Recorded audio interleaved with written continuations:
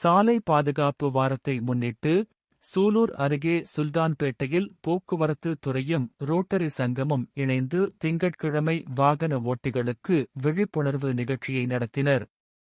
கோவை மண்டல வட்டார போக்குவரத்து செயலாக்க அலுவலர் சத்யா தலைமையில் நடைபெற்ற இந்நிகழ்ச்சியில் சூலூர் வட்டார போக்குவரத்து ஆய்வாளர் விஜயகுமார் மற்றும் ரோட்டரி சங்க நிர்வாகிகள் கனகராஜ், வேலுச்சாமி உள்ளிட்டோர் பங்கேற்றனர்.